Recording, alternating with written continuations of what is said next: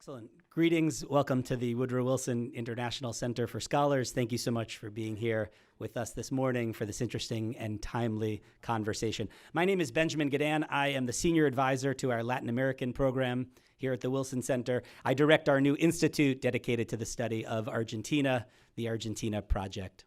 We are thrilled to host Congressman Axel Kicillof, Argentina's former finance minister and a close economic advisor to the former president, Cristina Fernández de Kirchner, who is widely expected to compete once again in the October presidential elections in Argentina. As you all know, today Argentina is struggling. Its economy is expected to contract by more than 1% this year. In April, the central bank's survey found experts projecting 40% inflation this year. One of the highest rates in the world, poverty has been increasing. The causes of the current crisis are diverse and complex, and some of them are unrelated to policymaking in Buenos Aires. Argentina suffered the worst drought in decades over a 2-year period, costing the country more than $8 billion in exports. Interest rate hikes by the Federal Reserve in Washington and financial turbulence in Turkey all had knock-on effects in Argentina. However, the unsteady economy in Argentina has forced Mauricio Macri to take positions that have been quite controversial in Argentina and elsewhere, most of all, the largest ever bailout from the International Monetary Fund. That decision and the continued economic struggles have sparked a national debate about the government's economic management and the direction of the Argentine economy. This has elevated sometimes complex macroeconomic issues to the forefront of the national conversation in this year's presidential election and congressional elections in Argentina. Today, polls consistently show that a majority of voters in Argentina cite either inflation or unemployment as the biggest challenges Argentina faces. They also reveal widespread pessimism about the direction of the national economy and of the family economies in the country. President Macri is asking Argentines for more time to produce his promised turnaround and to increase long-term confidence in Argentina by closing a budget deficit, demonstrating monetary policy discipline, and carrying out pension and labor reforms that he says would make the economy more competitive in the long term. The president's supporters say the government is attracting investment and restoring growth, and its challenges in doing so in a more robust fashion reflect a history of abrupt policy reversals and a lack of national and political consensus regarding basic economic policies. Axel Kicillof, our guest today, has a different view. He is one of the most vocal critics of the pro-market reforms of President Macri, of today's austerity, and of the historic IMF program that Argentina is 1 year into.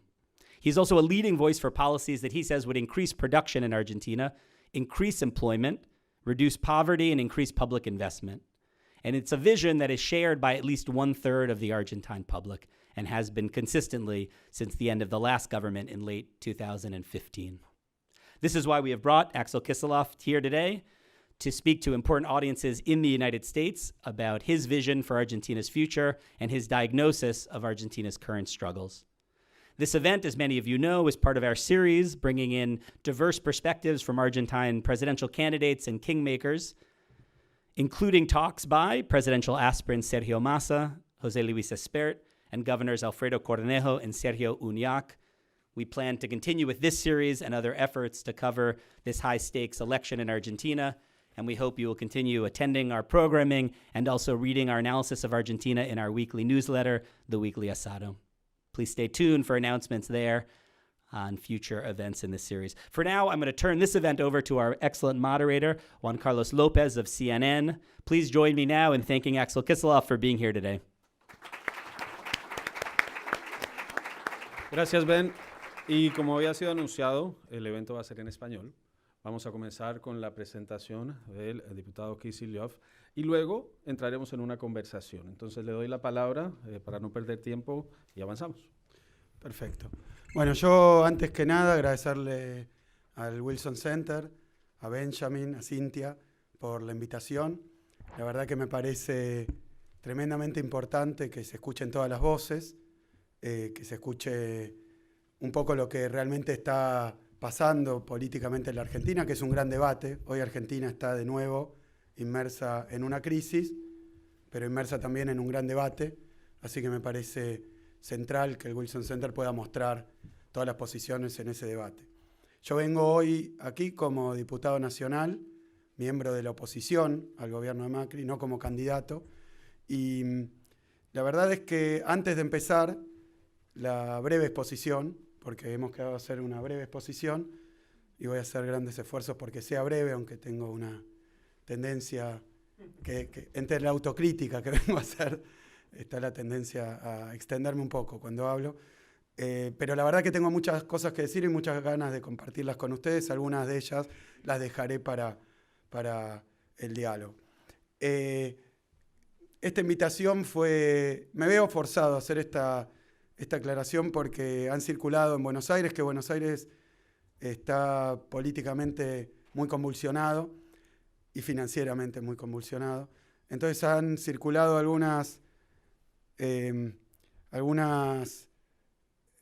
rumores, no sé, o ideas de que este viaje tiene que ver con la actual crisis que está experimentando la economía o con la situación de estrés financiero que está pasando. Lo que quiero dejar en claro es que la invitación aquí se gesta en el mes de marzo, antes de que entráramos a la etapa actual, donde no había una situación tan delicada ni tan comprometida, que me fuerza hoy a ser lo más cuidadoso posible en los términos y lo más prudente posible al hablar de cuestiones tanto de coyuntura como de futuro. No por no decir mi posición o por ocultarla, sino sobre todo por tratar de no generar con lo que yo diga ningún tipo de turbulencia adicional o de podríamos decir, de factor incidir de una manera negativa sobre la delicada situación que hay hoy en la Argentina. Lo digo sabiendo que cuando se produjo, hará unas semanas, la última corrida cambiaria y el último movimiento del dólar abrupto, a mí me llamaron a mi celular varios periodistas en Argentina, muchos de ellos amigos míos, diciéndome si estaba en Nueva York en ese momento, porque según ellos, según ellos, el gobierno estaba difundiendo que yo estaba en Nueva York reunido con inversores hablando de presuntas situaciones de caos que se iban a generar y de esta manera agitando, por decirlo así, el agua y produciendo más dificultades. Quiero decir que eso no es así, no ha sido nunca. En ese momento estaba haciendo, digamos, una recorrida política por el interior de la provincia de Buenos Aires, pocas veces en mi vida más lejos de Nueva York en ese mismo momento, porque estaba visitando a un productor de cerdos, porcinos, en ese momento.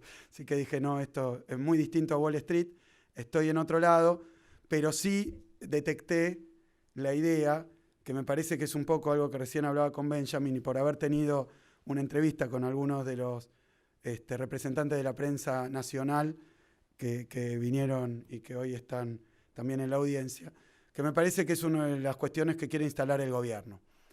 Y creo que es necesario entre todos dejar en claro qué es y qué no es y ver más bien lo contrario, cómo se puede ayudar al gobierno y cómo se puede ayudar a que Argentina no llegue a una situación dramática desde el punto de vista financiero. La verdad es que el gobierno de Macri tiene muchas características, yo voy a hablar de algunas de ellas y como tengo poco tiempo, ni voy a ser muy profundo, ni muy amplio, ni me voy a ensañar tampoco.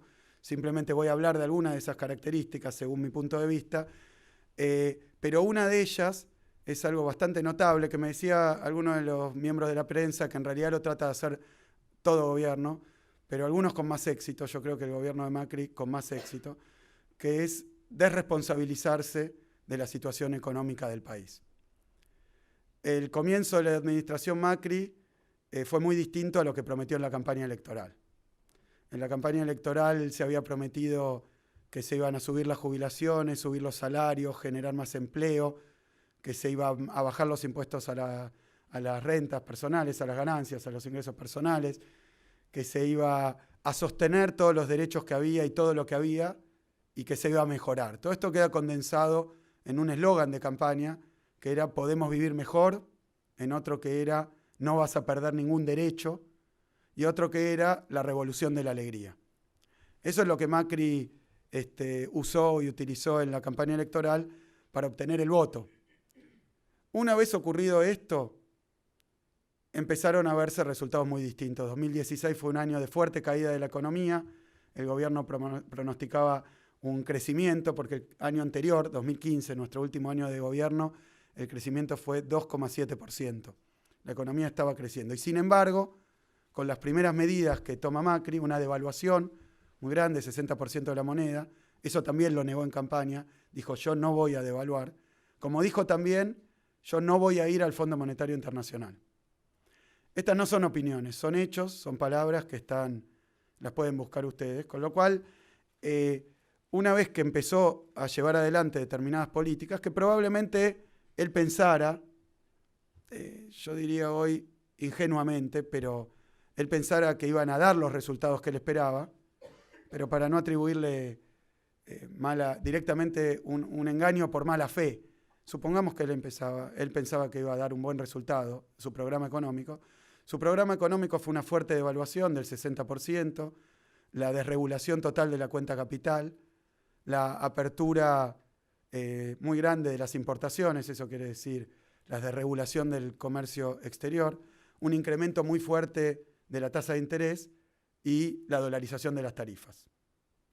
Esos 5 puntos que constituyen el programa económico de Macri los empezó a hacer desde el primer día y los lleva adelante consistentemente hasta el día de hoy. Ese es su programa económico. Los resultados de ese programa, hoy lo que tenemos que discutir es cuáles son los resultados de ese programa económico. Abrir las importaciones, desregular la cuenta capital, subir muy fuertemente la tasa de interés, bajar fuertemente los salarios. Tenemos que discutir cuáles son los resultados. Mi opinión, tanto como diputado, como miembro de la oposición, como ex ministro de Economía y más todavía, como doctor en economía, como investigador del CONICET, como profesor de macroeconomía, mi opinión es que ese programa económico en Argentina da exactamente los resultados que estamos viendo hoy, y no da otros, y nunca dio otros. Tenemos varias experiencias históricas que lo demuestran, y con un agravante, que es que el gobierno de Macri aplica un paquete del consenso de Washington, un paquete nosotros lo llamamos neoliberal, pero me baso simplemente en estas 5 medidas, que son parte de las 10 del consenso de Washington, por otro lado, pero aplica estas 5 medidas en un momento muy distinto, en una coyuntura mundial, que un poco retrataba Benjamin recién, muy distinta a la que había tanto a mediados de los 70 como en la década de los 90. Hoy tenemos un mundo donde hay una llamada guerra comercial, tenemos una inestabilidad financiera, una fragilidad financiera muy fuerte después de la crisis de 2008, fluctuaciones muy grandes y reversiones muy grandes de los flujos entre el centro y la periferia de capitales, o sea, una enorme incertidumbre, fragilidad financiera. Es decir, un programa como el que aplica Macri, además de para mí haber dado históricamente malos resultados en la Argentina, nos llevaron siempre a crisis de sobreendeudamiento, nos llevaron siempre a crisis de producción, empleo, nos llevaron siempre a situaciones de exclusión social, eso es lo que muestra nuestra historia, pero además de eso, como agravante, está aplicando un programa, podríamos llamarlo, ¿no?, enlatado, un programa estándar, un programa genérico, en una situación internacional que no lo amerita, y donde el programa va a salir todavía peor. Yo sostengo que lo que está pasando hoy en la Argentina es consecuencia principal de las medidas que está tomando Macri. Lo podría explicar de varias maneras, lo podría explicar desde la perspectiva teórica, histórica, empírica y desde el sentido común. Pero no hace falta, basta remitirme a los hechos. Pero ¿cuál es una característica de este gobierno? Este gobierno se ha pasado toda la gestión, porque hoy ya vamos 3 años y medio prácticamente de gestión Macri, sacándose de encima toda responsabilidad con los resultados y las consecuencias económicas de las decisiones, las medidas, los paquetes que aplica. Una constante. Es cierto que hay algunos elementos, por eso mencionaba a la prensa, ¿no? Cualquier gobierno quisiera, cuando tiene una dificultad, decir que no es culpa suya. Pocos gobiernos tienen la suerte de que la gran mayoría de los medios de comunicación le crean y reproduzcan esa idea y esa campaña. Poco. El de Macri lo tuvo. Empezó a gobernar y durante 1 año y algo se pasó diciendo que todo lo que ocurría era culpa de la pesada herencia. o sea, de lo que recibió del gobierno anterior. Yo lo que quiero decir es que nuestro gobierno terminó con la economía creciendo, con la inflación reduciéndose, con niveles de empleo bajos históricamente, y habrá tenido, porque tuvo muchísimos errores, tuvo dificultades, se enfrentó a obstáculos, a cambios de la situación internacional. Vos hablabas de que hoy que Macri tuvo un aumento de la tasa de interés de 1%, es cierto, de 1%, pero lo cierto es que nosotros vivimos la crisis de 2008, la caída del precio de las commodities de 2014, 30% de la caída del precio de nuestros productos de exportación. Pasamos situaciones cuya única comparación posible por magnitud, no por tipo ni por especie, pero es la crisis del 30, como fue la crisis de 2008, en 12 años y medio de gobierno. La verdad que no nos faltó crisis por pasar, de las profundas, de las graves. Hoy Argentina, ante pequeñas turbulencias internacionales, es el país que peor performance tiene. ¿Problema de qué? Del programa económico de Macri. Hoy la verdad que en países como el nuestro es muy difícil pensar que una desregulación total de los mercados, cuando el mundo está, permítanme decirlo exageradamente, proteccionista, va a generar un boom exportador. Es raro, es insostenible, no va a pasar. O que va a haber un boom de inversión extranjera directa. Por más market friendly que sea la comunicación del gobierno, por más vínculos amables que tenga con los presidentes del mundo, por más que se esfuercen en decir ciertas cosas, hoy el mundo no está así. Entonces no iba a ocurrir y no ocurrió. Y para colmo, las políticas que tomó, en lugar de proteger, de cuidar, de defender, de ayudar a la población de Argentina, la ha dejado totalmente desguarecida, totalmente a la suerte de los movimientos de la economía internacional. Se ha dedicado el primer año y medio del gobierno a decir que era culpa del gobierno anterior. Es cierto que hay un margen donde todo gobierno, 100 días, digamos, tiene posibilidad de decir todavía la situación estaba grave y entonces todavía me encuentro acomodando. Bueno, 100 días, 200 días, un año y medio estuvo diciendo que todo iba mal culpa del gobierno anterior. Para mí fue un exceso. Fue un exceso. Y mentira también, desde mi punto de vista, porque en realidad eran las políticas que venían aplicando las que daban esos resultados. Es inevitable, fácil de mostrar. Si uno baja los salarios, déjenme decirlo de una forma muy sintética, de la ecuación macroeconómica básica, o sea, de los tres componentes de la demanda, uno puede pensar que va a haber una fuerte inversión nacional o extranjera, que va a haber un incremento, o sea, un incremento de la demanda interna y externa separando la inversión por inversión, un aumento de la demanda interna, un aumento de la demanda internacional por aumento de las exportaciones. No hay más para generar crecimiento del producto. Macri pensaba que iba a venir un boom exportador, no se produjo. Pensaba que iba a venir un boom de inversión extranjera, no se produjo. Y eso no tiene nada que ver con nosotros. Pero en el medio tomó medidas, reducir salarios, subir demasiado fuerte y dolarizar las tarifas, poner la tasa de interés a niveles absolutamente incompatibles con cualquier actividad productiva, comercial, con el consumo, que obviamente deterioran la demanda interna. Es decir, sin boom exportador, sin lluvia de inversiones y con el mercado interno permanentemente en contracción, era absolutamente imposible que la economía creciera. Porque si no, no es que había inventado la revolución de la alegría, había inventado el álgebra, la matemática, la economía, y no ocurrió. O sea que los resultados están a la vista. Ahora voy a hablar de la cuestión del endeudamiento, que es un párrafo aparte. Quiero mostrarles, como decía recién, bueno, estas son algunas noticias internacionales. No me voy a detener en esto. Lo que quiero decir es que si uno toma Forbes, Bloomberg, Financial Times, nadie está diciendo que los problemas que tiene la política de Macri son por su oposición. Todos están lógicamente discutiendo la política de gobierno y me parece que acá hay un punto adicional y termino el cuentito. Se pasó el primer año y medio echándole la culpa al gobierno anterior. A partir de ese momento le empezó a echar la culpa a la situación internacional, a la lira turca, a la guerra comercial, a la Reserva Federal por subir la tasa de interés. Y cuando se notó que esa situación era para todos los países, pero Argentina era el que peor y más gravemente estaba sufriendo esa coyuntura desfavorable internacional, que no niego, entonces empezó a hacer algo que para mí fue absolutamente novedoso y muy original. Le empezó a echar la culpa al gobierno siguiente. Hoy estamos en esa página. Hoy para Macri todo lo que pasa es porque después va a venir un gobierno de otro signo, sea de nuestro signo político, o bueno, pero el gobierno siguiente tiene hoy la culpa. Yo vengo a llamarles la atención sobre este discurso porque a Macri le quedan 7 meses de mandato, 7 meses de mandato. Es mucho.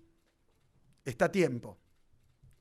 Hoy tenemos una situación crítica de emergencia económica, de emergencia social, tenemos una situación también de emergencia alimentaria, de emergencia educativa, de emergencia en infraestructura, y está a la vista. Incluso gran parte de la prensa oficialista lo empieza a mostrar de manera más consistente. Pero es así, a mí me pasa recorriendo el país, recorriendo la provincia de Buenos Aires, se está viviendo una triplicación de la demanda de alimentos en los barrios populares.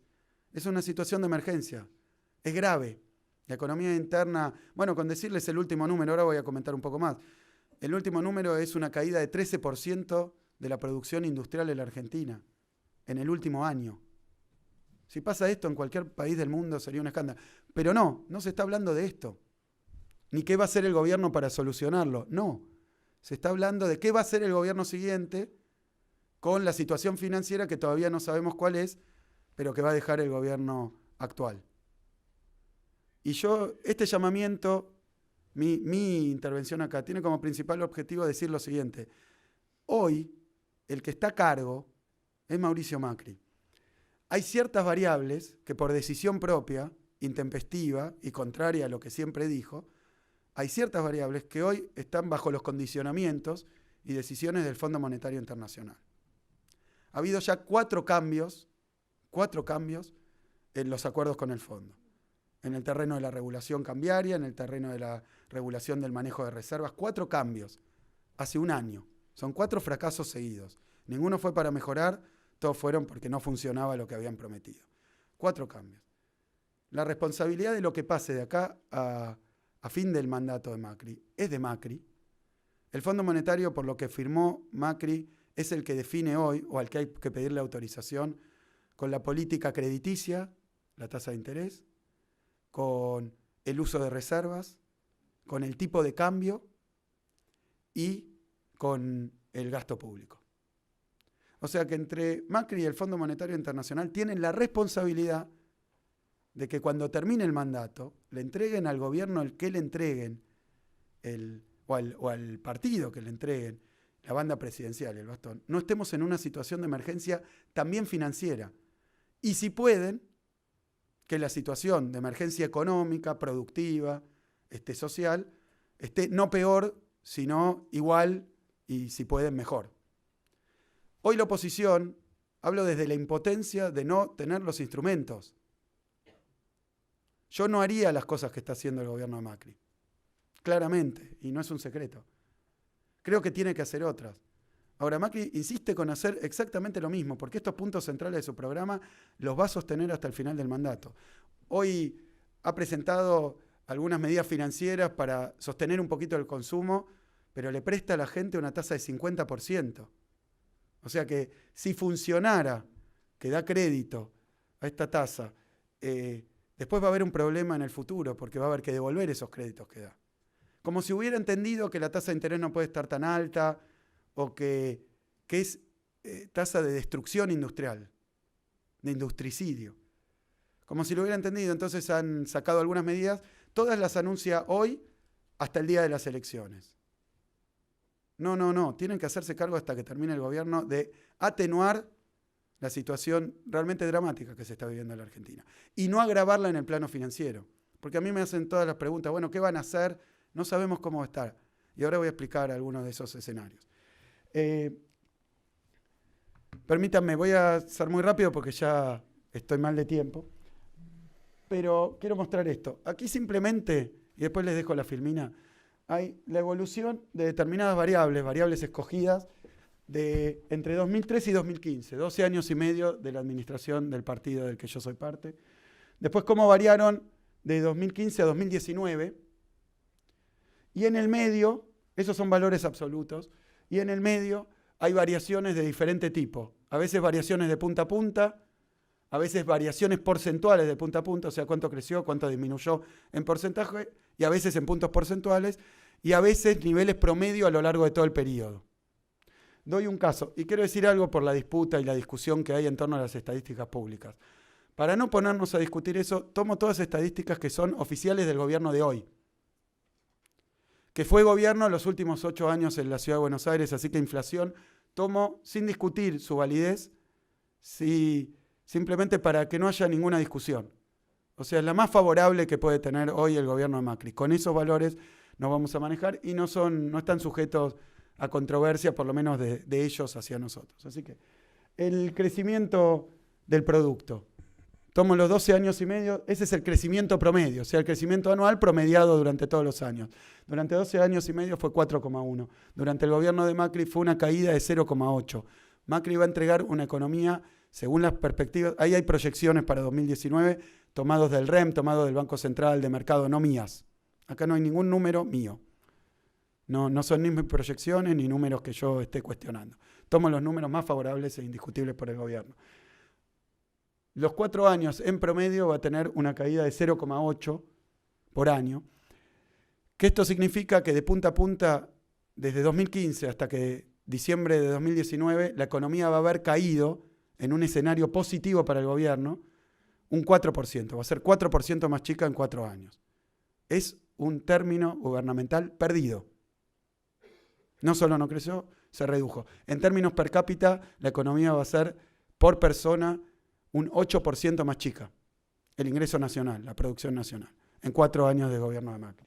Sigo, la tasa de inversión, acá tomo la variación de punta a punta, no tomo el número más alto, por ahí lo tengo, nosotros tuvimos el mejor valor de inversión contra producto en el año 2011, que fue aproximadamente 21% del producto de inversión, año 2011, nuestro gobierno. Y hoy lo que tenemos es que la inversión no ha aumentado durante el gobierno de Macri y durante nuestro periodo creció de esa manera y además tuvo picos mucho mayores. Después tenemos el PBI industrial. Durante los 12 años y medio el PBI industrial creció en promedio 3,6% y cayó en promedio mucho más que el producto total. Estadísticas oficiales. 2,6% viene cayendo la industria en promedio por año. Un industricidio. Todas las medidas que ha tomado Macri, la macroeconomía de Macri es absolutamente adversa para la industria nacional. Tasas altas, salarios bajos que han deprimido el consumo de punta a punta ha caído un 35%. No hay que ser ni doctor, ni siquiera ser una persona muy informada para entender que ese programa económico va a tener estos resultados. Va a tener estos resultados. La tasa de desocupación la recibimos, voy a tomar el número 17,3%, estoy hablando de mayo de 2003, había sido más grande en 2001, y bajó a 6,5%, tomo el número de fin de año, nosotros podría tomar otros más favorables, tomo un número para no tener la discusión, bajó 10 puntos la tasa de desocupación en la Argentina, ese es uno de los principales objetivos de nuestra fuerza política, no estoy diciendo nada que no conozcan, una prioridad el empleo en la Argentina, y durante el gobierno de Macri creció en 3 puntos de punta a punta, 9,9, la estimación para el fin del mandato. Hoy está 9,1, pero todo hace ver que va a estar aproximadamente. Es una performance desastrosa. Podrán tomar partido para un lado, para el otro, está mal, salió mal, no se cumplieron las promesas electorales, pero mucho peor. Se tiene que ser responsable, y se tiene que ser responsable de que no se agrave la situación de acá a los 7 meses que falta para finalizar el mandato. Es la responsabilidad del gobierno, del Fondo Monetario Internacional, que eso no ocurra. Más que preguntarle al próximo gobierno qué haría con situaciones que desconocemos, creo que hay que instar e implorar al gobierno actual que tome medidas para evitar que esto siga deteriorándose. En el plano de la producción, en el plano del salario, acá tengo déficit fiscal, esto es interesante. Ahí yo pongo... Nosotros el primer año fue un superávit de 1,2, el último año 3,8. Esta cifra, la voy a explicar, está tomada del prospecto presentado por el gobierno de Macri, año 2016, con el que firmó los contratos de la deuda a 100 años, del famoso bono a 100 años. Está tomado de ahí, es esa metodología. ya van 3 cambios de metodología de medición del déficit del gobierno por fuera de los manuales del Fondo Monetario Internacional, por fuera de la medición histórica y estándar de la Argentina. Ha cambiado la metodología. No voy a discutir para qué ni por qué, le da mejor, pero no lo voy a discutir. Simplemente voy a tomar la metodología con que siempre Argentina midió el déficit fiscal, 3,8. Termina en 2019 con 3,2 de déficit fiscal. Lo que tenemos ahí es el déficit promedio, y esto amerita una pequeña explicación. Esto era el déficit primario, 1,8 en el año 2015. Y esto era el déficit de intereses. 2 puntos debíamos en términos de intereses. Primeros 3 años de gobierno de Macri, incrementa el déficit primario e incrementa también la carga de intereses. Tercer año, 2018, el déficit total sigue siendo más alto, por eso el promedio era 4,6 negativo, tomando en promedio los 4 déficits del gobierno. Y ese 0,9 de superávit es el déficit cero, que con la metodología tradicional no es déficit sino superávit, ¿no? Han cambiado la metodología. Que la metodología, bueno, no quiero discutirlo, era para decir que el gobierno anterior era peor de lo que era. Pero bueno, la cambiaron al final. 3,2. Ahora lo que quiero llamarles la atención es sobre la composición del déficit. Miren la herencia de Macri. El déficit va a estar prácticamente igual, el déficit total, o sea, la carga sobre la recaudación, sobre el Estado va a estar prácticamente igual, solamente que ahora el grueso del déficit va a ser en intereses. Cada vez que hablan de déficit cero, cada vez que hablan de mejorar las cuentas públicas, hablan solo del déficit primario, gastos contra ingresos. Yo creo que ese número hoy es optimista, porque están teniendo dificultades graves con el efecto de la recesión sobre la recaudación. Pero aún si se diera ese resultado optimista, terminaríamos con 4 puntos de déficit en intereses en dólares. Argentina en toda su historia, no en nuestro gobierno, que también lo tuvo en la industrialización clásica, antes, durante la Primera Guerra Mundial, tuvo, bueno, los líos que tuvimos tanto con la deuda como con la disponibilidad de divisas. Es la historia de la economía argentina. Lo que uno podría llamar restricción externa. Bueno, ahora, ¿qué lógica tiene haber endeudado al país en dólares en esta magnitud? Y que hoy, cualquier gobierno que venga después va a tener una carga de intereses que va a significar, cuando nosotros nos fuimos, los intereses representaban un 6% de nuestros gastos. Hoy así va a representar el 16% o más, depende de la cotización del dólar. Esto es absolutamente poco razonable, poco lógico, además de ser, ya como argentino, un desastre. Estos son los números del déficit. Continúo. Deuda pública total sobre PBI. La deuda pública total en el año 2003, 166% del PBI, estábamos en default, estábamos con la deuda defaulteada. En 2015, 48% del PBI, aún cuando los últimos meses, en diciembre, le agregaron contingentes y le agregaron, por ejemplo, el pago de los fondos hedge funds, fondos buitres, que hizo el propio gobierno de Macri. Pero no importa, lo tomó como deuda externa y lo sumó. Está bien, sin discutir eso, el número de la deuda total, 48,6% a diciembre, una reducción de punta a punta de 117 puntos porcentuales en la deuda externa. Argentina se desendeudó, lo cual se nota más en la otra estadística, 84% y 8%. La deuda esa que digo deuda total es deuda que incluye en moneda nacional y en moneda extranjera, con el sector privado e intrasector público. Es toda la deuda del Tesoro. La deuda complicada, la que le trae complicaciones a un país que no produce dólares, que tiene dificultades recurrentes de balanza de pagos, es la deuda en dólares con privados. Era 8%. Entregamos un país desendeudado. Yo bromeaba en ese momento, siendo ministro, que si seguíamos así, íbamos a prestarle al FMI nosotros, prestarle a Wall Street, porque veníamos reduciendo el endeudamiento de una forma sistemática, por varios motivos que después, si aparecen, podemos hablar. ¿Cuánto está hoy? La deuda total, 85% del PBI. Sabemos todos que el Fondo Monetario dice que se entra en zona de riesgo arriba de 60 puntos del PBI. Estamos en 85% del PBI. Este es el último número. Hay estimaciones que hablan para fin de año del 100% del PBI. Depende del tipo de cambio, valor que ignoramos absolutamente. O sea, no puedo hacer ninguna proyección y no la voy a hacer. Continúo salario real de 100 a 165. O sea, un crecimiento de 4,3% promedio. Hubo años que creció más, hubo años que no creció el salario real. Estoy hablando del salario real privado, no público. Y lo que pasó durante el gobierno de Macri, 5 puntos promedio de caída del salario real. Es lo que explica el 35% de caída del consumo, explica que la economía argentina esté parada, que todos los días cierren negocios, cierren empresas, cierren fábricas. Hoy estamos con una utilización de la capacidad instalada en la Argentina de 58%. Una de cada 2 máquinas está parada.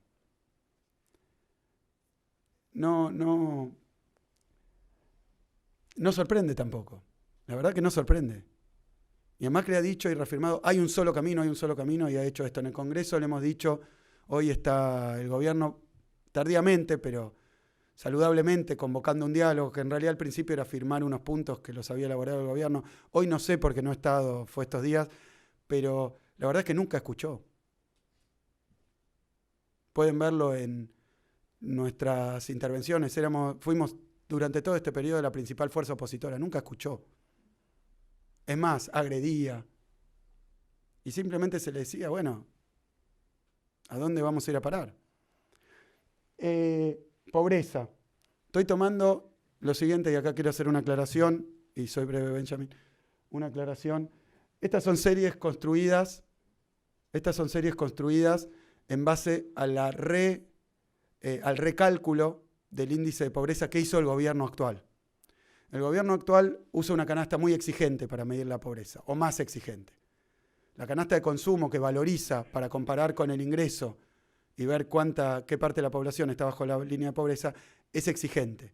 Es más exigente que la que medía históricamente el INDEC.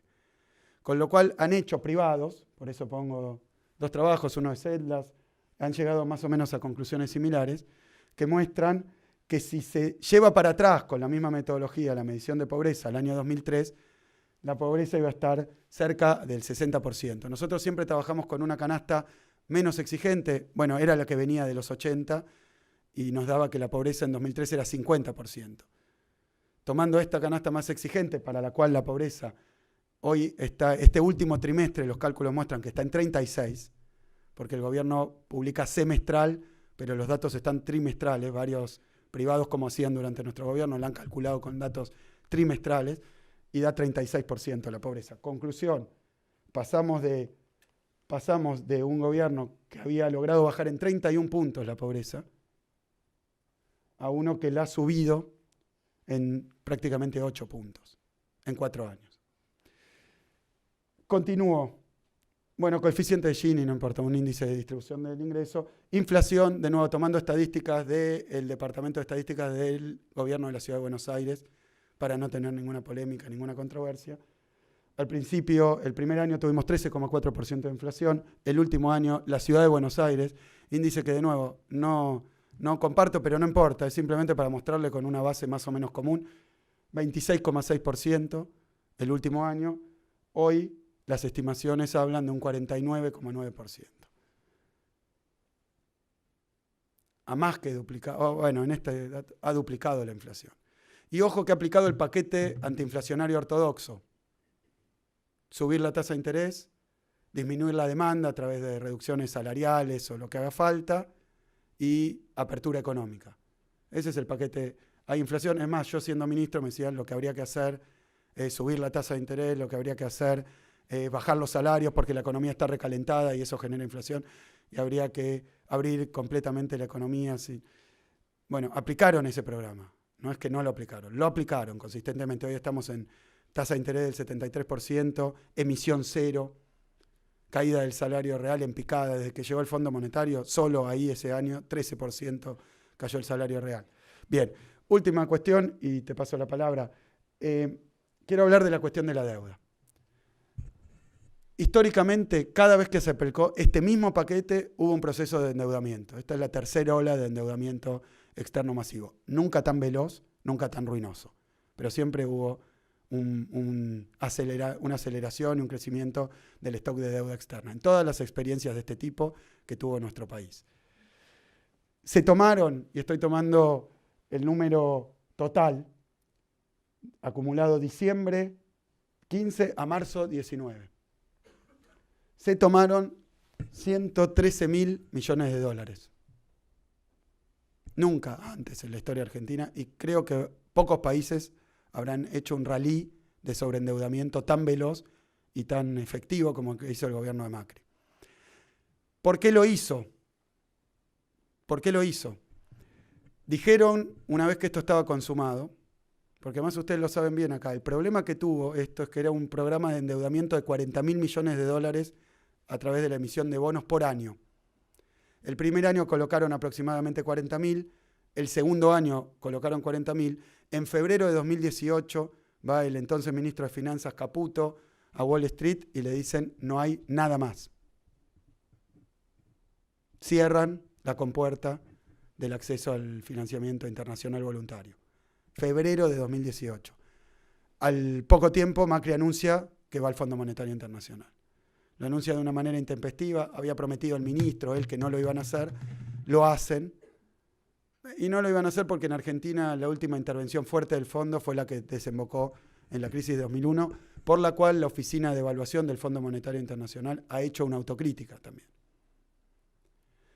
Bueno, esto suena peor en términos del proceso de endeudamiento y los resultados económicos que aquella anterior intervención del fondo, pero interviene el fondo con el crédito más grande de su historia. Esto termina en marzo, acá no está desembolsado todo. ¿A dónde fue la plata? ¿Y por qué dicen que la usaban? ¿Para qué era? Era para no hacer el ajuste. Dijeron que era para darle gradualismo a un programa de ajuste. Yo digo que no es verdad, que no era para eso y tampoco ocurrió eso. Era para sostener una fuerte salida de dólares de la economía argentina con varios propósitos. La economía argentina, repito, tiene problemas de restricción externa, ha tenido diferentes soluciones, todas complejas, cuando escasean los dólares. Ha habido una salida muy fuerte por turismo, ha habido una salida muy fuerte por importaciones y ha habido una salida muy fuerte por lo que nosotros llamamos fuga de capitales, es decir, retiros inespecíficos de residentes en Argentina.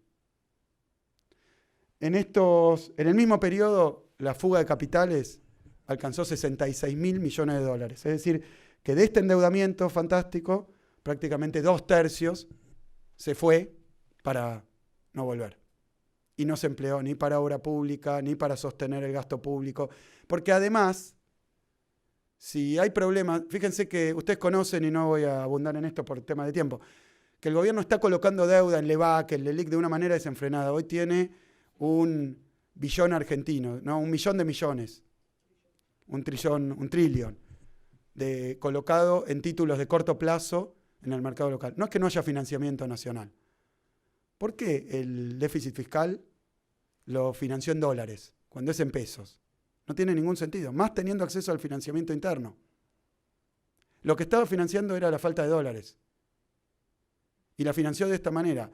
Incluso, con varias de las medidas que tomó, fomentó el carry trade, que acá se puede, una parte, el de extranjeros no, puede aparecer como fuga de capitales. Entonces, se fue todo en la fuga, una parte fue a engrosar las reservas, 40.000 millones de dólares, pero hoy estamos ante esta situación. Fíjense, y esta es la última que muestro. Son los vencimientos. A partir entre 2020 y 2023, acá estamos tomando vencimientos netos, hay 126.000 millones de dólares de vencimientos. Una buena parte tiene que ver con que el programa del Fondo Monetario Internacional supone una acumulación de vencimientos para la administración que viene, para el gobierno que viene. Ese es el perfil que le han dado. Con esto termino. Estos son los hechos. Después vienen las explicaciones. ¿Qué es lo que explico yo? Que este programa económico falló, que naturalmente, obviamente, inevitablemente iba a fallar, que se basaba en una presunta lluvia de inversiones, en un presunto boom exportador que no ocurrieron, y mientras tanto deterioró el poder adquisitivo tanto adentro, al interior del país, facilitó tanto la salida de capitales, que la verdad es que no podía pasar otra cosa, lógicamente. Conclusión, lo que ha fallado es la política económica de Macri. Después, si ustedes quieren preguntarme a mí qué andaba mal al final de nuestro gobierno, qué se podría haber hecho mejor, qué hubiéramos cambiado, qué haríamos si presuntamente en el gobierno que viene, todas esas discusiones son válidas, son interesantes, las podemos tener. Pero acá lo primero que hay que reconocer es que esta política fracasó. Y lo digo muy seriamente, porque no solo porque los objetivos, las prioridades de nuestros gobiernos, de nuestro partido son otras, sino porque básicamente hoy Macri le quedan 7 meses de gobierno. Y hoy se está recargando la cuestión sobre qué dice la oposición que va a hacer, que todavía no ha presentado candidato, no ha ganado las elecciones y hoy no tiene capacidad para modificar nada de esto, hoy. Yo creo que la pregunta es qué puede hacer Macri, qué puede hacer el Fondo Monetario, qué pueden hacer los inversores extranjeros con los que me he reunido para que el gobierno anterior tenga grados de libertad para tomar decisiones sobre esta situación, no para estar en una emergencia financiera. El gobierno sostiene que tiene financiamiento para el año siguiente y para todo ese programa. Bueno, que lo muestre. La última vez que yo me junté con el ministro de Finanzas, me dijo que no iba a haber ningún problema y después perdieron 35.000 millones de dólares de reservas. Tuvieron una devaluación de la moneda que va a totalizar probablemente 400%, una inflación que va a ser de 289%. Nosotros podemos colaborar, podemos ser lo más responsables posibles como oposición, lo hemos sido, entiendo yo. Yo no estoy acá, me acuerdo cuando fue la discusión con los hedge funds, que venían, el último año de nuestro gobierno, venían miembros de la oposición nuestra a hablar con los fondos y a decirle que si ganaban ellos les iban a pagar más que lo que nosotros íbamos a pagar. Impidieron la negociación. Lo que estoy diciendo es así. El gobierno no podía negociar cuando el que tenía, aunque sea una mínima o razonable posibilidad de ser el próximo gobierno, ya estaba aceptando que iba a haber un pago exactamente igual, no al fallo del juez Griesa, sino un fallo que sigo pensando que es absolutamente absurdo, pero sino a lo que reclamaban los fondos buitres, que era el pago de sus abogados, de la propaganda contra el país. Les prometió pagarle y lo hizo. Entonces le restó al gobierno actual, al gobierno de ese momento, posibilidad de negociación. Nosotros sinceramente no queremos hacer eso, pero no le queremos sacar y no podemos y no corresponde. Y creo que lo ayudamos al gobierno si le hacemos asumir su responsabilidad. Muchas gracias. Diputado, leía un artículo que sacó el Wall Street Journal, hacía un perfil de diferentes argentinos y cómo viven la situación económica. Algunos, la minoría les va muy bien, otros se quejan porque les va muy mal. Y algo cuando uno habla con argentinos es que usted puede hablar de todas las cifras que quiera y puede citar todas las cifras, pero los argentinos no les creen. Hay una duda en la seriedad, en la credibilidad, en lo que se dejó de publicar. Y en lo que creen esos argentinos es en que mejore su calidad de vida. Ahora usted dice, le quedan 7 meses a Macri, es su responsabilidad, usted no haría lo que está haciendo. ¿Qué haría usted? ¿Qué debería estar haciendo Macri? Bien. No, yo creo que para empezar hay un problema de prioridades. Y hay un problema grave de prioridades. Nuestro partido político históricamente siempre ha estado a favor, me sale decir pero como pro empleo, pero me resulta incómodo. Ha estado a favor de la creación de empleo, a favor de la industrialización del país, a favor de la distribución de la riqueza, y yo no veo en todo el periodo de Macri una sola medida que se haya planteado esos objetivos, si no es esa idea, para mí, metafísica de la llamada teoría del derrame, que hay que crear determinado contexto y que entonces naturalmente va a haber una mayor inversión, esa mayor inversión va a generar más empleo y ese empleo va a ser de calidad. Por lo menos en la Argentina está comprobado que nunca pasó. Puede ser que en otros países, por eso, y no quiero meterme en temas de otros países. Tienen que cambiar las prioridades y tienen que empezar a ocuparse por lo que vos decís. Hoy, cuando uno habla con un trabajador, pero habla con un jubilado, habla con un empresario que probablemente no nos haya votado, un comerciante, un pequeño productor agropecuario, cuando uno se encuentra con ellos, no es un problema simplemente de que le va mal, es que tiene una incertidumbre absoluta. Una de las notas que mencionaba era preocupación por los U-turns, por los giros en U del gobierno. Pasó de estar en contra de toda regulación y administración de los precios internos a congelar los precios internos. Yo no quiero evaluar la política si está bien o está mal. A mí me parece que estuvo mal aplicada, mal concebida. Hoy leía en el diario que no se encuentran los productos, pero no importa. Lo que digo es que tiene que dar a todos los sectores sociales una perspectiva de qué va a pasar. Hoy nadie sabe si va a poder pagar la factura de luz.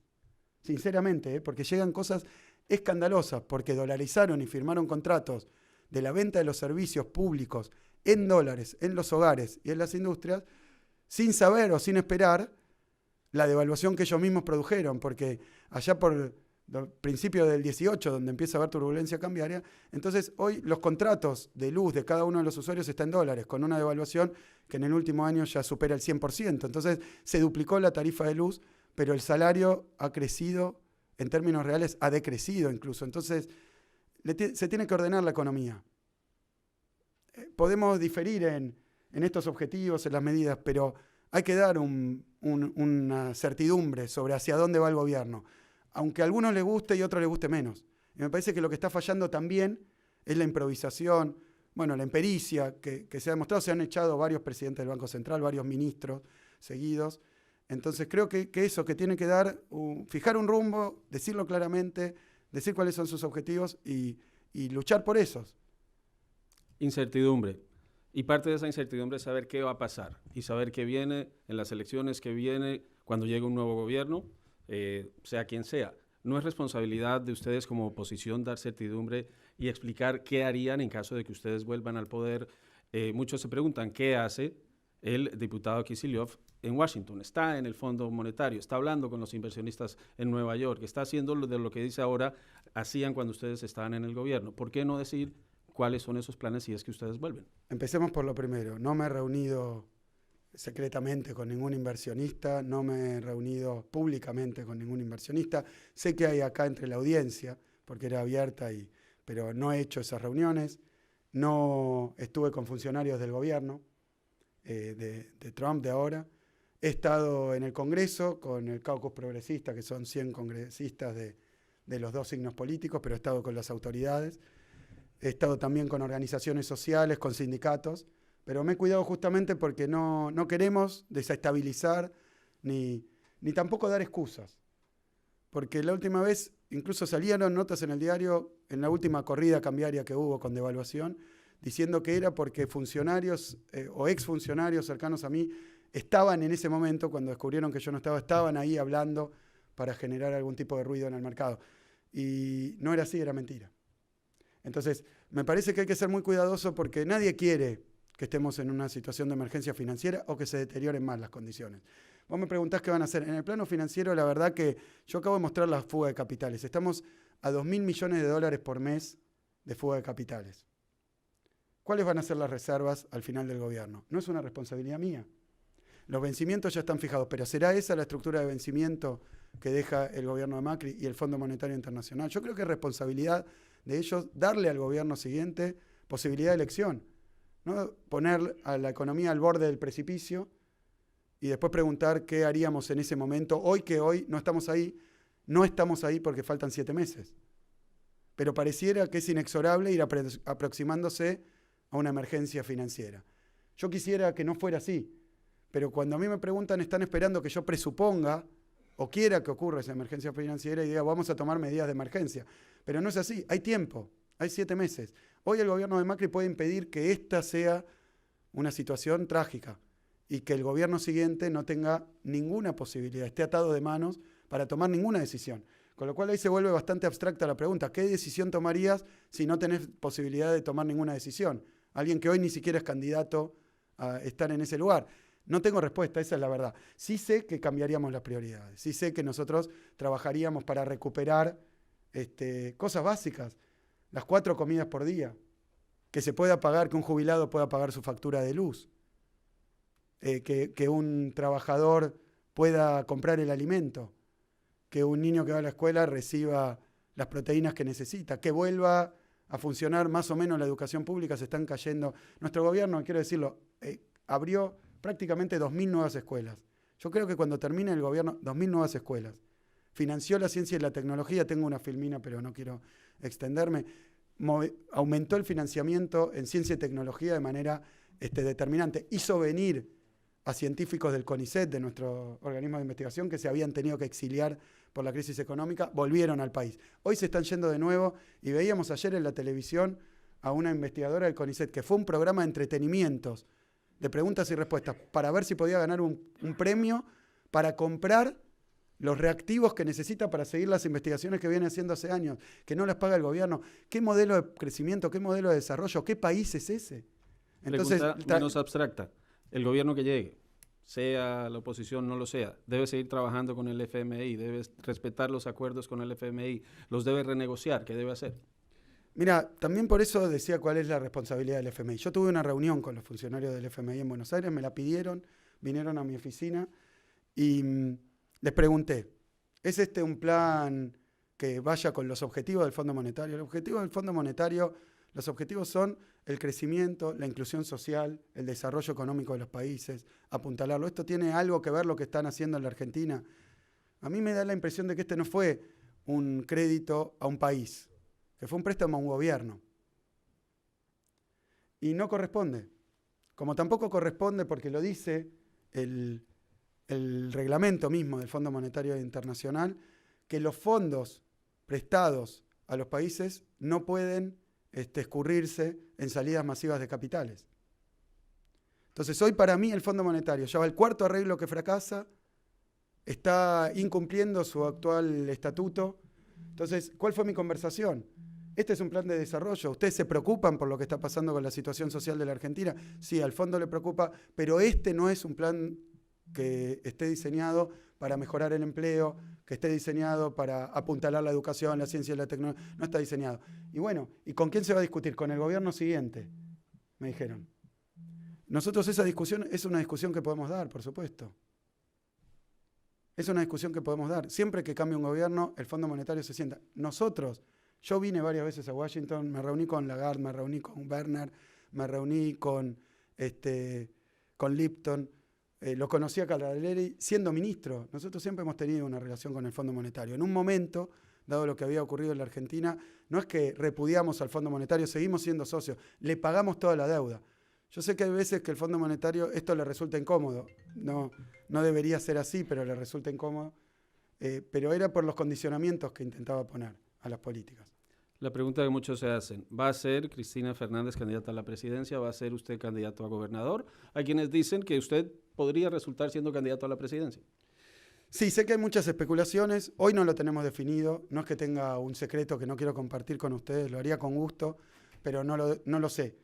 Depende de una situación que está siendo muy cambiante e inestable, en lo económico y en lo político. Yo hoy decía, y no pretendo ser disruptivo ni nada parecido, pero leyendo a los columnistas, a los analistas cercanos al oficialismo, que hablan siempre como si conocieran información de primera mano, escucho que hay quienes quieren que no se presente Macri como candidato a presidente, que es una discusión que se está dando al interior del oficialismo. Puede que no, y pido disculpas si no se está dando, pero y que quieren que vaya la gobernadora Vidal, que después le niegan esta posibilidad a la gobernadora Vidal y entonces lo llaman plan B corta. Hoy no sabemos cuál va a ser, a ciencia cierta, el candidato del oficialismo. Es raro que la oposición tenga que tomar definiciones antes, pero esto habla un poco de la incertidumbre y de la turbulencia política que está viviendo el país. Muchas encuestas obviamente la muestran a Cristina con muy buenos números. Pero ¿qué pasa con eso? Incluso mediciones sobre mí, pero ¿qué pasa con eso? Estamos tratando de conformar un frente opositor. Hemos tenido mucho éxito. Hay muchos dirigentes que no estaban adentro de ese frente y muchos más que incluso eran oposición de nuestro gobierno cuando éramos gobierno y ahora quieren formar parte de un gran frente opositor y un frente electoral. Las candidaturas a veces dificultan la conformación de los frentes, porque hay candidatos, hay dirigentes que aspiran a una candidatura y tienen derecho.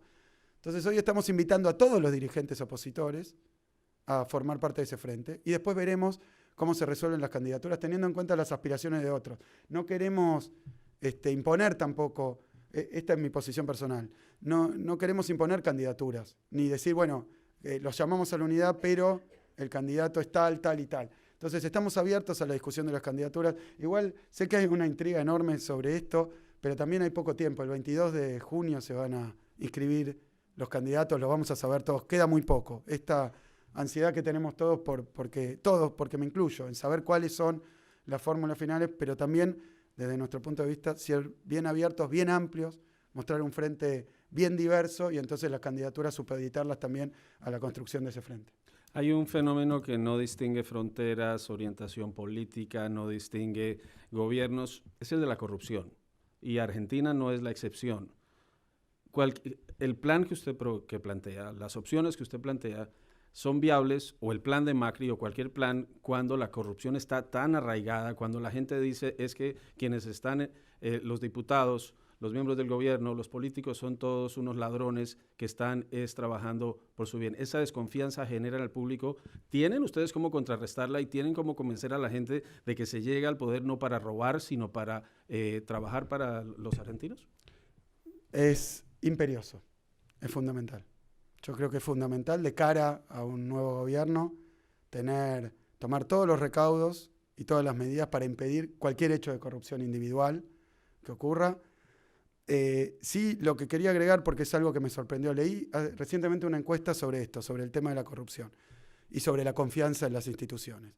Y es cierto lo que decís hasta ahí porque está muy dividido. Algunos piensan por la cantidad de, qué sé yo, por Panama Papers, por el tema del correo, por los aportantes truchos, se llama la causa, hechos de corrupción que han sido denunciados durante el gobierno actual. Algunos piensan que el gobierno actual es completamente corrupto, que el gobierno anterior es completamente corrupto, otros piensan lo contrario, es decir, está cruzado esa discusión. Pero lo que me llamó la atención es que hay mucha desconfianza con la justicia en la Argentina. Porque ahí habría una clave. Si uno puede confiar en que los jueces de la nación no están regidos por intereses políticos o por presiones políticas, que no es que si es de la oposición lo persiguen, si es del oficialismo. Y esto es algo que tenemos que lograr. Y hoy, leyendo esa encuesta, creo que 60% no confiaba en los políticos y 80% no confiaba en la justicia. Y que tendría que determinar la verdad de lo que pasó y que no sea ni una fake news, ni un armado de los servicios de inteligencia, judiciales, de los medios de comunicación, cosas que están ocurriendo en todo el continente. Yo quiero decirlo porque hoy tenemos a Lula da Silva preso y hoy sería presidente de Brasil probablemente si no estuviera preso. Y era un hecho que estamos discutiendo porque desde mi punto de vista claramente no se le probó ni remotamente que había un hecho de corrupción. Y está preso y no ha podido ser presidente de Brasil.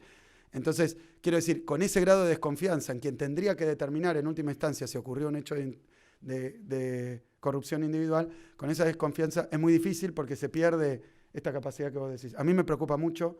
Tendríamos que asegurar que los que cometen hechos de corrupción, que se les prueban, que le dan todos los derechos correspondientes al Estado de Derecho de la Argentina, el derecho a defensa, el derecho a poder no estar preso mientras está ocurriendo el juicio, que los jueces sean... Nosotros tenemos hoy, ni confiamos en los concursos que definen, en los sorteos que definen quién va a ser cada juez. Todas las causas contra el gobierno anterior recaen sobre jueces que claramente son poco afectos, incluso muy contrarios al gobierno anterior. Entonces, si ese es el grado de incertidumbre, jamás vamos a saber de cada hecho de corrupción qué es lo que pasó. Nosotros queremos que se investigue, incluso Cristina ha pedido que se investigue toda la obra pública del gobierno anterior. No han querido. Deciden qué se investiga, con qué juez se investiga. Pero bueno, no quiero entretenernos con esto. Yo estoy preocupado por el Estado de Derecho hoy en la Argentina. Creo que se ha agravado incluso muchísimo. Que hoy la presión sobre la justicia, el presidente dice hay que echar a tal juez que justo está investigando. Pero digo, para ponerme más ecuánime, creo que es un desafío y que es urgente. El que cometió un acto de corrupción tiene que ser condenado, pero tiene que poder defenderse, tiene que poder hacerse, lógicamente, sea del oficialismo, sea de la oposición, y tenemos que mostrarle a la sociedad que estamos en condiciones de hacerlo así. Ahora usted reconoce, la expresidenta Fernández registra muy bien en las encuestas. Esta campaña electoral se va a dar en medio de un proceso en contra de ella por presunta corrupción. ¿Cómo va a ser este año electoral si ella, lo decía usted, es especulación, pero sigue esta ola de procesos en contra de líderes? No se ha probado, la presunción de inocencia es importante, pero hay esta percepción, esto genera inestabilidad política. Por supuesto, yo insisto, creo que esto del principio de inocencia es algo que no se respeta en varios medios de comunicación, hoy oficialistas, antes opositores, y creo que hay que respetarlo, porque si no, sin haber concluido los procesos, incluso procesos cuyo trámite ha sido, porque me ha tocado a mí, recibir acusaciones. Hoy yo estoy dentro de un proceso que no es por un hecho de corrupción, se llama Dólar Futuro, donde también está la presidenta. Ayer leí en el diario que estaban operando en el mercado de dólar futuro el gobierno actual, que es de lo que nos acusan de haber hecho eso y que eso teóricamente es ilegal. Es decir, que se ha hecho un uso político de causas judiciales, me parece este punto tan exagerado que hay una especie de hartazgo de la sociedad, que el tema ya se ha perdido la medida en este punto. A mí me parece que la presidenta Cristina ha sido la principal víctima de estos ataques. Esas causas judiciales, hoy muchas de ellas, se ha incluso revelado, probablemente el público de aquí no lo sepa, pero se ha revelado una trama de servicios de inteligencia nacionales y extranjeros, porque era un señor que tenía credenciales de la DEA, que después lo ha negado el gobierno norteamericano, o sea que yo, de nuevo, presunción de inocencia, no lo sé, que tenía armas en cantidad, carpetas de investigación sobre algunos dirigentes opositores y del oficialismo, con vínculo con el gobierno actual, con medios de prensa comprobado y con jueces y fiscales de la nación. Es una trama de un señor, se lo conoce por el nombre de este señor, Marcelo D'Alessio. Mire, si le hubieran dado ese tratamiento que le dieron algunas causas con mucho menos elementos de nuestro gobierno a esta causa, hoy sería un escándalo mundial, porque es un escándalo mundial. Pero digo de nuevo, en esa se han conocido declaraciones armadas para los testigos que testificaron contra funcionarios de nuestro gobierno. Todavía no se ha comprobado, por eso yo también lo dejo en la duda, pero está ahí con más elementos que cualquiera que hayan presentado contra Cristina hasta hoy. Hay elementos que muestran que muchas de esas causas fueron armadas. Yo lo que digo de nuevo, esto hay que ordenarlo, hay que ponerlo claro y hay que ser muy transparente con respecto a la sociedad. Hoy no está pasando. Entonces creo que la sociedad ya descree mucho de que estas causas judiciales sean algo real o investigaciones creadas. Un cambio importante con el cambio de gobierno, con la llegada de Macri, es la política exterior, el tema de Venezuela. Su posición sobre lo que vive hoy Venezuela, el constante pedido de algunos de intervención militar y el mensaje de la Casa Blanca. Hoy decía Mick Mulvaney, por ejemplo, el secretario de la presidencia, que Estados Unidos no va a imponer a Juan Guaidó por la fuerza. Ha habido una serie de movimientos. ¿Cómo lo ve hoy y qué impacto puede tener eso? Sí, no, yo soy un lector informado, pero no conocía esta noticia, por ejemplo. Sí, a mí me preocupa y es la posición que han sostenido tanto Naciones Unidas como México, como Uruguay, que se permita al pueblo venezolano, sin una intervención externa, y menos todavía una dictadura, resolver esta cuestión. Lo digo porque nuestro país vivió las dos cosas. Intervención externa, conocimos hace poco, se desclasificaron documentos donde se conoció intervención directa sobre la política interna y también dictaduras militares. Lo que puedo asegurar es que ni una invasión ni una dictadura va a solucionar ningún problema de Venezuela. Lo deben resolver los venezolanos. Y en ese sentido creo que hay que ser muy respetuosos. Hablemos de un tema y lo voy a poner a especular porque tiene que ver con el próximo gobierno y si usted está en él o no, pero el sector energético, Vaca Muerta. ¿Qué debe pasar? ¿Qué haría usted? Fundamental. Yo quiero decir sobre esto que Vaca Muerta está ahí y se la conoce hace muchísimo tiempo. Vaca Muerta arrancó a partir de la recuperación de YPF por parte del gobierno nacional. El gobierno nacional que tuvo el control de YPF impulsó un plan de inversiones y sobre todo la época más complicada de las inversiones, que debo decir que aquí en Estados Unidos, con el caso de los recursos no convencionales, del shale gas y el shale oil, también fue el gobierno norteamericano el que invirtió mucho en los avances tecnológicos, las metodologías, sobre todo la parte de la curva de aprendizaje que es más costosa para comprender cómo funcionaban los yacimientos no convencionales en Estados Unidos. Solo después comenzó la proliferación de inversiones privadas. En Argentina pasó algo parecido. Nuestro gobierno puso en marcha Vaca Muerta. ¿Cómo? A través de la empresa nacional o de control nacional, que es YPF. Los planes que siguió el primer ministro de Energía, que también echaron y el otro día del gobierno Aranguren, eran una continuidad con algunas modificaciones que yo tampoco comparto, pero que las hemos discutido en el Congreso, de nuestros programas de estímulo para el incremento de la producción petrolera y gasífera. Yo creo que hay que recuperar el autoabastecimiento. Ahora, en estos últimos tiempos, el gobierno recibió reclamos porque cambió su política, cambió los contratos y hoy están en la justicia discutiendo que no cumplió los programas que había prometido para los yacimientos en Vaca Muerta. Eso no pasó nunca con nuestro gobierno, sino que por el contrario se puso en marcha la producción de Vaca Muerta. Yo creo que buena parte ligando con lo que comentaba acá, con los problemas, las dificultades de la restricción externa, una parte importante de la restricción externa tuvo que ver con la necesidad de importar energía. Quiero decir también, para poner las cosas en su lugar, que nuestro gobierno, no es un dato preciso, pero lo voy a mandar con precisión, terminó importando el 10% de la energía que consume la Argentina. En términos globales, países que no producen energía propia porque no tienen recursos hidrocarburíferos o hidroeléctricos o lo que fuera, no es un número demasiado alarmante, pero sí había recursos para revertir la falta de abastecimiento interno. Eso es lo que se hizo en Punta Vaca Muerta, y creo que hoy el gobierno de Macri, probablemente uno de los pocos logros que intenta mostrar es Vaca Muerta, y no reconoce que Vaca Muerta, incluso las metodologías de trabajo, la puesta en marcha, es una decisión del gobierno anterior y particularmente de la presidenta Cristina Kirchner. Algo que se sabía es que cuando Mauricio Macri llegó al poder, tenía ya una relación, se puede interpretar de muchas maneras, comercial anterior con el presidente Trump. Esta semana el presidente Trump habló con el presidente Macri, respaldó su posición. Ha sido también un cambio importante en la relación de Washington con Buenos Aires. Y llega usted, hoy se da un agravamiento, un profundizamiento de la guerra comercial de Estados Unidos con China. Estados Unidos, su relación con Argentina, pero la guerra comercial que tiene con la segunda economía más grande del mundo. ¿Cómo va a impactar eso la región? ¿Cómo ven ustedes la reacción? ¿Y qué tanto pesa o no el apoyo del presidente Trump a el presidente Macri en este momento?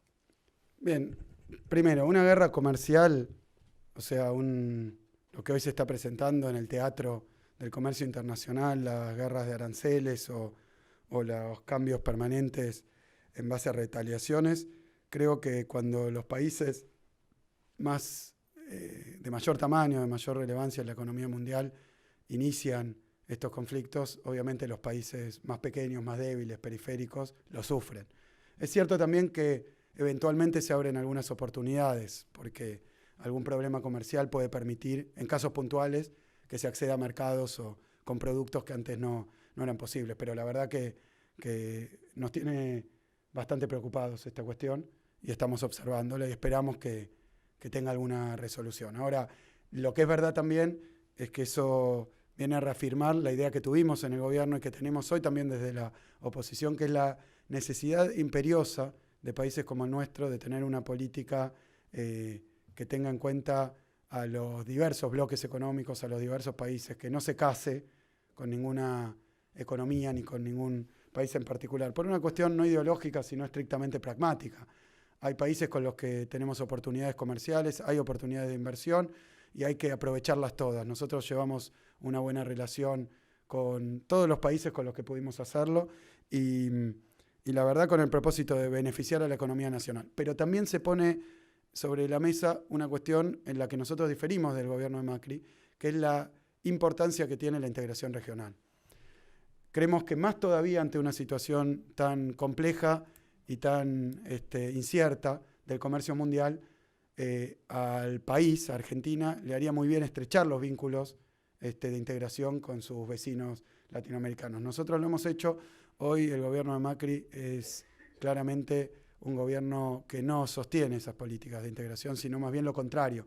Han aparecido en el Mercosur posibilidades de negociaciones bilaterales que es romper un bloque comercial que cada uno de los países, por fuera de los límites que se habían establecido históricamente. Es decir, que yo creo que hay un error del gobierno no estrechando más los vínculos regionales. Incluso en mi visita por México estos últimos días encontré un interés importante de ver de qué forma y en qué medida para el mutuo beneficio se puede mejorar la integración con México. Es decir, que hay muchísimas oportunidades y creo que justamente porque los colosos de la economía mundial están hoy mirándose más entre ellos en el terreno del comercio, de las inversiones, de la producción, que con nosotros me parece que hay una oportunidad grande y es lo que me parece que debería hacer el gobierno en los 7 meses que le faltan, ¿no? Estuvo en México. Se dice que firmó para asesorar a Andrés Manuel López Obrador. Fue una firma extraña porque no me enteré, pero aparentemente la produje yo, ¿no? Hablábamos antes de manipulación judicial, de problemas con el Estado de Derecho. Yo creo que la cuestión de las noticias falsas también es un problema para la democracia. Es un problema para la democracia. Fíjate que yo estaba en México y me despierto, estuve 2 días en México, me despierto una mañana, ya teníamos el cronograma de reuniones definido. Fui invitado por la UNAM a dar una conferencia, como es aquí que vine invitado por el Wilson Center a dar una conferencia.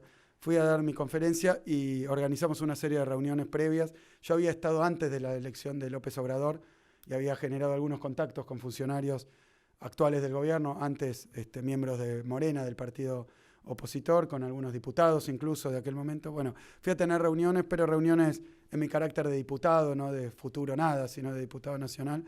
Y leo el diario una mañana, me pasan la noticia del diario, que decía fehacientemente que en un barrio que se llama Barrio Polanco, yo había alquilado una oficina, contratado a 5 personas y firmado contratos con autoridades del gobierno.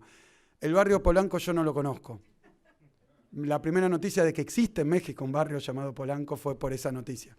Falsa. En esa parte no era falsa porque existe, creo yo, un barrio que se llama Polanco. No contraté a nadie, no alquilé una oficina, no firmé ningún contrato, pero lo más interesante, incluso no conocía a los funcionarios personalmente que aparecían, ni nunca había hablado con los funcionarios que aparecían en esa noticia, que teóricamente habían firmado contrato conmigo. Más adelante, por las visitas y tal vez por el efecto de esta noticia, los conocí. Pero la verdad es que fue una falsa noticia en toda la línea y lo interesante es que yo decidí desmentirla. Con las falsas noticias se presenta una ambigüedad o 2 caminos. Si uno le da importancia y la desmiente, también tal vez hasta ahí no había tenido ningún efecto, no era conocida y entonces termina uno siendo víctima de esa falsa noticia por haberla desmentido, porque dice la noticia es que la abrió y para colmo lo niega, ¿no? Entonces uno tiene la duda, ¿qué hace? ¿La desmiente y entonces le da visibilidad o no dice nada a ver si pasa de largo? Entonces uno está todo el tiempo viendo qué hacer con cada una de las falsas noticias que aparecen. Lo que me llamó la atención es que la reprodujeron los medios de Buenos Aires. Entonces se convirtió en un tema en Buenos Aires, que yo me había venido a abrir una consultora. Mi respuesta es que no, está prohibido. Yo soy diputado nacional, no puedo tener una consultora en México, y no lo hemos hecho, ¿no? Quiero preguntarle por algo que ocurrió cuando usted estaba viajando con otro diputado, Héctor Olivares. Eso, visto desde fuera de Argentina, primero, su reacción y segundo, ¿cómo se debe interpretar, más allá de lo que las investigaciones puedan ir revelando? ¿Es un síntoma de lo que está pasando en Argentina? ¿Es un síntoma de algo mayor? Mira, la verdad es que estoy con muy poca información. La información que tengo me la ha pasado alguien de aquí de la audiencia que viene siguiendo el caso y nosotros estuvimos muy atareados con muchas reuniones, no pude. Y ayer también hubo una presentación de la expresidenta de la Nación, Cristina, y también la estuve escuchando después, con lo cual no me pude interiorizar. Sí, lo primero que quiero decir es, quiero transmitir mi solidaridad a la familia, tanto del diputado como de su asesor o acompañante. Me parece un espanto y un horror que ocurra un crimen así. En Argentina no es usual un crimen a mansalva, sangre fría, a una cuadra del Congreso de la Nación. Es ya un hecho bastante extraordinario y preocupante. Ahora, obviamente, que el grado de preocupación va a ser proporcional al conocimiento de los móviles y el verdadero motivo de ese crimen, si fuera un crimen como apareció estos días, que tenía que ver con cuestiones pasionales, que ni siquiera conocía, pero no lo sé, digamos, de nuevo tenemos que esperar. Y después otras especulaciones, que era una cuestión política. Obviamente tiene muchísima gravedad si se trata de un hecho político, pero yo no tengo hoy, muy sinceramente, ni la menor idea de que es, y tendremos que esperar todos para ver cuál es su carácter, ¿no? Sí es grave y lamentamos mucho que haya ocurrido. Yo lo conozco al diputado, y bueno, y tenía buena relación con él incluso. Quiero terminar preguntándole sobre libros. Se dio el lanzamiento del libro de... Le voy a contestar sinceramente, sí. Y el suyo Iba a decir también. honestamente, pero estoy embargado por la pregunta. Sí, no, también tuvo que ver con lo literario, con los libros, este viaje. Firmé contrato con la editorial Siglo XXI en México para la publicación de unos libros que están publicados en Argentina y también en Estados Unidos, uno de ellos. Hay un libro que yo había sacado hace mucho tiempo, es de Eudeva, que se llama allí Fundamentos de la Teoría General, y que fue publicado después en España y después por la editorial Routledge, aquí en Estados Unidos y Londres. Hago propaganda de paso. Espero tener un boom editorial después de esta reunión. No, es una lluvia de inversiones prácticamente. Un boom exportador de mi libro. No, pero que se llama The General Theory Revisited, algo así. Y entonces, sí, ha tenido que ver con eso. Es cierto, y justo había publicado también un libro en la Argentina y lo había presentado una semana antes, el sábado antes de partir, el domingo, en la Feria del Libro, también con una asistencia bastante concurrida. Me parece que Argentina está pensando. Me parece que Argentina está recapacitando, está reflexionando, está madurando. Si no nos pueden haber pasado en vano estos cambios tan abruptos entre el gobierno anterior y el gobierno actual, sin que saquemos algunas conclusiones. Una de las discusiones tiene que ver acerca de la caracterización de los motivos de lo que pasa hoy en la Argentina. ¿Por qué? Mi libro a propósito se llama ¿Y ahora qué? ¿No? Pero, ¿por qué? ¿Por qué pasa esto? Y ahí hay una disputa, una discusión, un debate.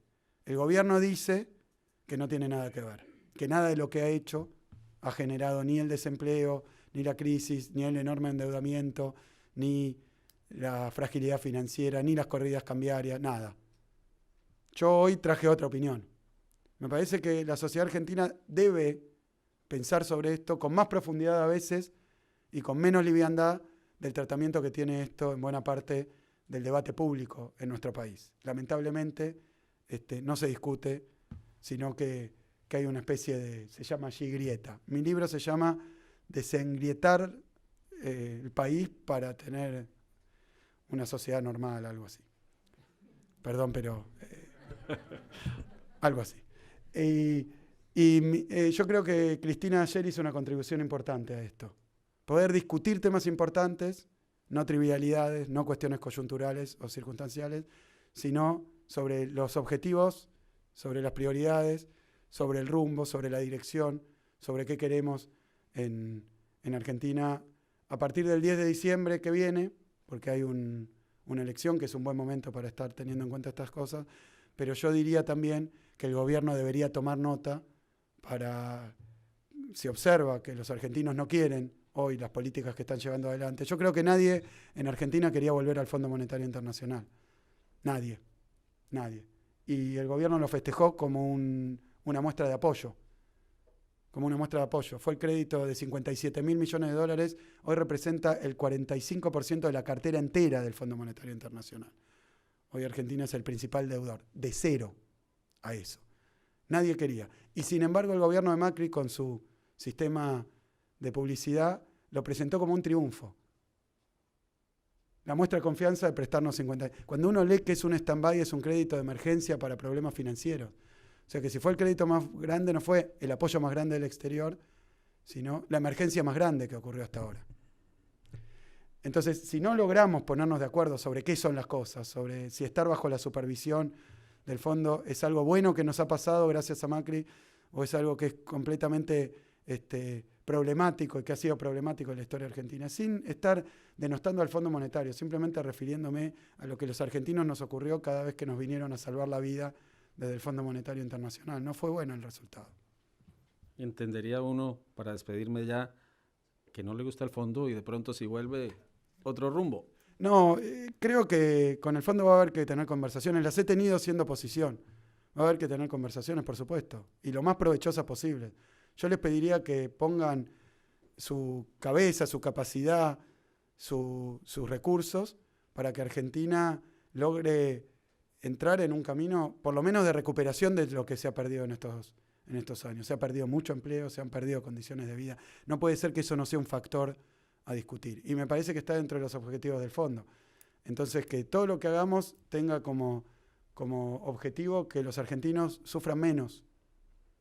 Porque para eso nos van a elegir al que elijan. ¿Default o no default? No, me parece que nadie quiere un default. Nadie elegiría un default. Por eso le pido al gobierno actual y al fondo que trabajen intensamente para que la situación en la que esté la economía en diciembre de este año no sea una situación de emergencia financiera. No tengamos que enfrentarnos a disyuntivas urgentes y dolorosas. Y es una responsabilidad del gobierno. Nadie puede creer que en 7 meses no pueden ayudar a que la situación mejore. Se han usado la palabra alivio, también en el frente financiero. Estamos con un crédito prácticamente desembolsado y una salida de capitales permanente, una sangría de capitales y vencimientos inminentes. Ese es el cuadro. No lo digo yo, lo dicen los diarios financieros internacionales, lo dice todo el mundo, lo sabe todo el mundo. Pero hay 7 meses para que la situación no sea mucho peor de la que ya es. Tiene que hacerse cargo el Fondo Monetario, tiene que hacerse cargo el Gobierno Nacional y tienen que contribuir también, que me lo han dicho los inversores extranjeros. ¿Quieren cobrar sus deudas? Bueno, la economía tiene que tener capacidad de repago, lo hemos dicho siempre. Diputado Axel Kicillof, muchas gracias por esta conversación, al Centro Wilson y a ustedes por habernos acompañado. Muchas gracias. Muchísimas gracias.